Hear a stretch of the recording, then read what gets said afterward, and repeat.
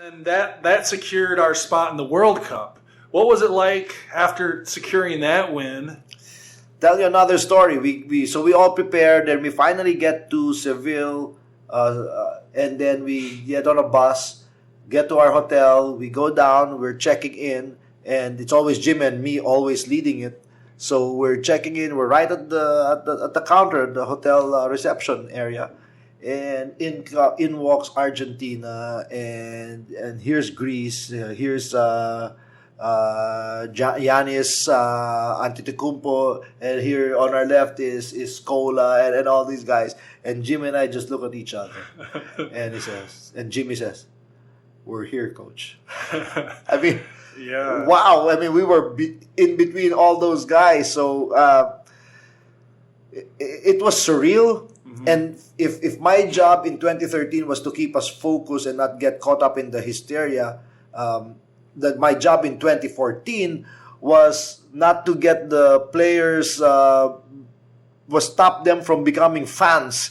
Because Ronaldinho was having his picture taken with this guy before the tour, and Jimmy was so upset. Let's have a picture after. We're gonna play these guys. So it was different in that sense. Now that we had to kind of make them believe that we could play with these guys. And, I'll be the first to say, and I think that was my shortcoming in the Worlds. We were so focused on just competing, staying with these guys. And I didn't take the extra step of saying, okay, we're going to beat these guys. And I think that's what happened. In every game, we were there. We had the last ball, last possession, one possession away from victory, and it just didn't work. So maybe subconsciously, it was just that we were prepared to just get to that, to be in that moment. But I don't think I prepared the guys enough to say that, oh, when you get to that moment, guess what? You can make that shot. So, so maybe that's the kind of education we get from playing there.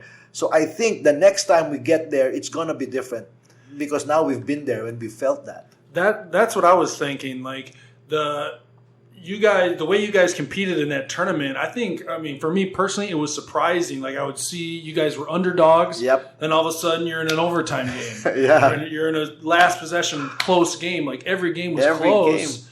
And then eventually we got a breakthrough and Senegal, beat Senegal.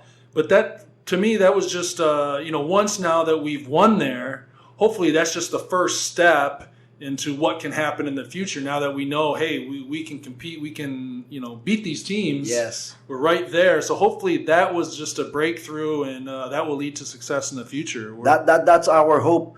It's good that you mentioned these breakthroughs, because when we had that breakthrough against Korea, that we got to the Worlds, people don't realize that after we did that, our juniors did that. The youth team did that as well and got to the World Youth for the first time as well.